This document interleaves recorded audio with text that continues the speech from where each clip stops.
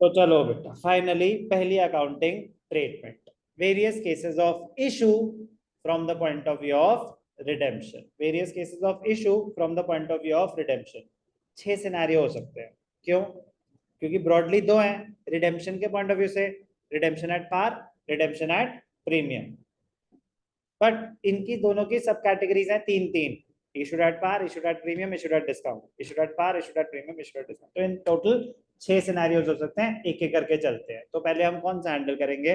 Of course आसान वाला, redemption at par. Redemption at par, तो अब इसकी सब category 1, debentures issued at par, redeemable at par. Debentures issued at par, redeemable at par, मतलब 100 रुपए का डिबेंचर 100 रुपए में इशू हुआ और रिडीम भी कितने में होगा?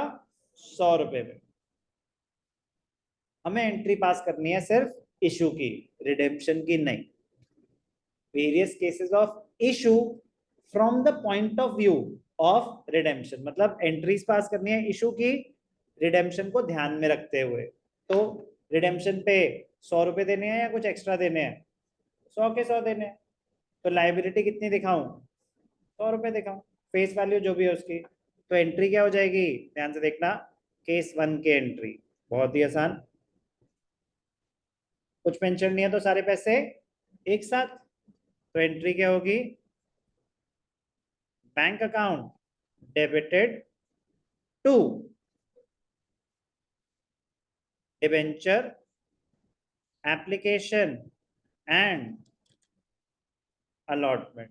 Debenture application and allotment. Example, 100 का 100 में, इशू प्राइस, रिडेम्पशन प्राइस, तो कितने रुपए आए मेरे पास? 100 रुपए। अब ये 10,000 डिबेंचर है, उससे क्या फर्क पड़ता है? 10,000 इंटू 100 कर दो, कोई दिक्कत? तो सेकेंड एंट्री क्या हो जाएगी? Debenture application and allotment debited to X%। Concept कहता है अगर वो बताएंगे कंपनी इशूड 8% डिबेंचर्स, तो आप 8% लिखेंगे, खत्म। केस 1 यही है, issued at par, redeemable at par, तो ये एंट्री पास होगी इशू की। हमें इशू की मांगी है, कोई doubt? Case 2, issued at premium, issued at premium, redeemable at par, issued at premium, redeemable at par. तो कितने पैसे मिलेंगे हमें इशू के टाइम? एक्स्ट्रा पैसे मिलेंगे सर कुछ? तो चलो एग्जाम्पल अमाउंट से कर लेते हैं। एग्जाम्पल, फेस वैल्यू 100 रुपए, इशू प्राइस 110, रिडेम्पशन प्राइस 100 रुपए, इशूड एट प्रीमियम, ये है ना, डिस्काउंट तो नहीं है? अच्छा डिस्काउंट है, तो चलो पहले डिस्काउंट वाला कर देते हैं। अच्छा हुआ पढ़ लिया, बाद में मिटाना पड़ता, फर्क क्या पड़ता है, करने तो वो भी है ये भी है। Issued at a discount, redeemable at par, issued at a discount, redeemable at par. 100 रुपए का डिबेंचर इशू करा 90 पे, सर आपने तो कहा debentures can not be issued at a discount, बताया था कि नहीं बताया था? बताया था, नालायक। Shares can not be issued at a discount, section 53 कहता है shares can not be issued at a discount, debentures can be issued at a discount. Sir debentures can be redeemed at a premium? No, debentures cannot be redeemed at a premium. Can it be? Yes, debentures can be redeemed at a premium. Can debentures be redeemed at a discount? No. तो issue पार पे भी हो सकता है, premium पे भी हो सकता है, डिस्काउंट पे भी हो सकता है। रिडेम्पशन सिर्फ पार या premium.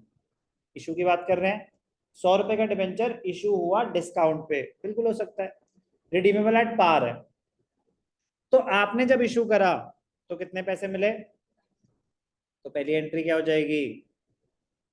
Bank account debited to debenture application and allotment, कितने पैसे आए? 90। कोई भी डाउट?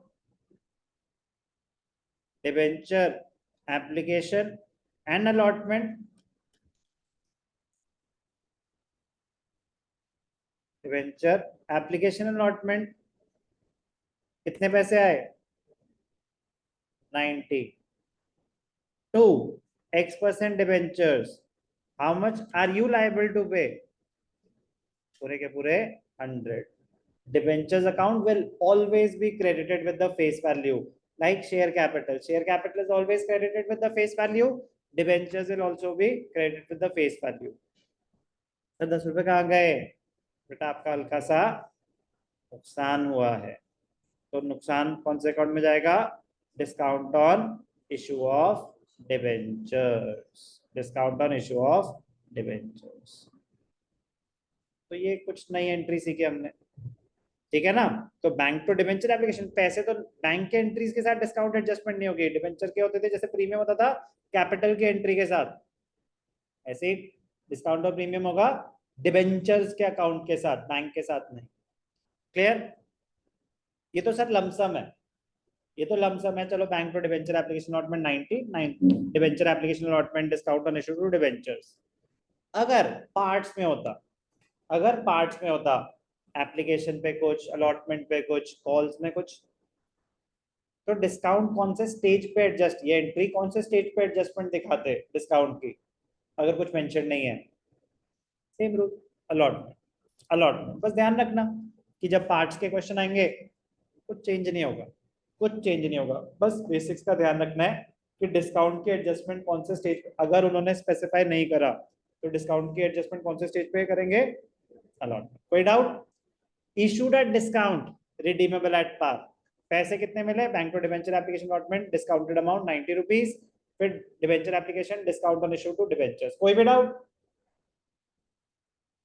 केस 3 केस इसके एंट्री जैसे मैं आपको बता चुका हूं कि पैसे आए bank to debenture application to debentures discount debit हो जाएगा अगर मल्टीपल स्टेजेस हैं आप कंपाउंड एंट्री पास मत करना आप कंपाउंड एंट्री पास एंट्री तो सेम है ना जैसे कि debenture application to debentures debenture allotment to debentures compound entry pass मत करना allotment money I bank to बाकी सब एंट्री सेम है debenture first call to debentures bank to सब कुछ सेम है मैं कह रहा हूँ कंपाउंड एंट्री पास मत करना इन प्लेस ये कंबाइन एंट्री है ना मैं कह रहा हूँ अलग रहने दो ना सिंपल रहने दो एप्लीकेशन अलग अगर स्टेजेस हैं तो एप्लीकेशन अलग अलॉटमेंट अलग कुछ नहीं है issued at premium redeemable at par तो क्या होगा बताएं Yashika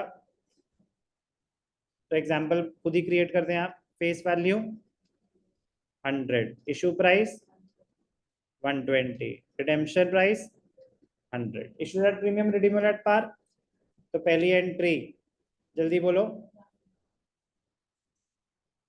bank account debited to debenture application allotment कितने पैसे मिले good 120 how much are you liable to pay 100 तो नेक्स्ट एंट्री क्या हो जाएगी debenture application and allotment debited to X% debentures to securities premium मेरे पास 120 आए बट मेरी लाइबिलिटी कितनी है डिबेंचर्स की 100 मेरी लाइबिलिटी कितनी है 100 तो मेरा 20 रुपए का एक्स्ट्रा प्रॉफिट हुआ वो कौन से अकाउंट में जाएगा सिक्योरिटीज प्रीमियम कोई भी डाउट ये तो आसान केसेस हैं first 3 issued at par bank to debenture application to debentures issued at discount पैसे कट के आएंगे तो bank to debenture application net amount फिर debenture application allotment discount on issue debit हुआ क्यों डेबिट हुआ लॉस है तो लॉस की वजह से क्या हुआ हमारे एक्सपेंसेस बढ़ गए तो इंक्रीज इन एक्सपेंसेस क्या होता है debit item clear issued at premium अब एक्स्ट्रा पैसे आए तो bank to debenture application allotment extra पैसे debentures account will always be credited with the face value जो एक्स्ट्रा पैसे आए हैं वो कौन से अकाउंट में जाएंगे सिक्योरिटीज प्रीमियम कोई भी डाउट कुछ नया नहीं बताया, जो बताया वो सब रिपीटेड है। स्टेज वाइज एंट्रीज होंगे तो भी सेम है, बता दिया था आपको। कुछ मेंशन नहीं है तो प्रीमियम कौन से स्टेज पे एडजस्ट होगा? तो अब एंट्री क्या हो जाएगी? मान लो अलॉटमेंट पे प्रीमियम है, तो पहले ड्यू होगा या पहले रिसीव होगा? ड्यू होगा या रिसीव होगा? ढंग से बोलो ना, फिर ड्यू होगा। एंट्री अगर प्रीमियम है अलॉटमेंट पे, स्टेज वाइज है, मैं कह रहा हूं दिमाग पे कमजोर डालोगे। अगर आप बोलोगे कि मैं बोलूं सेम है और आप मुझे बता दो, तो फिर मुझे कोई एंट्री याद करने की जरूरत नहीं है ना, जो शेयर्स के हैं वही है।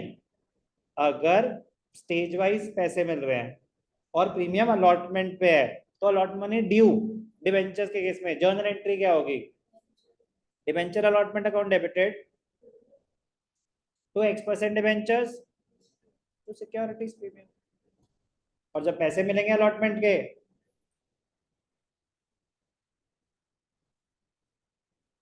Bank to debenture allotment. क्या ये मुझे बताने की जरूरत है? अगर है तो भैया आप प्रॉब्लम में, क्योंकि शेयर्स में जिसमें ये चीजें बहुत ज्यादा मैग्नीट्यूड में यूज हो रही है, बहुत ज्यादा डेप्थ में जाके आप वो दूर दूर तक नहीं कर पाओगे, है कि नहीं? और समझ आया कि उसको क्यों मैं इतने आराम आराम से करा रहा था कि नहीं बेटा थोड़ा और टाइम ले लो, और आराम से और आराम से, क्योंकि मुझे पता था कि वो डिबेंचर्स में काम आएगा। मैं बेसिक्स पे बहुत ज्यादा टाइम लगा गया था, बट उसका बेनिफिट था।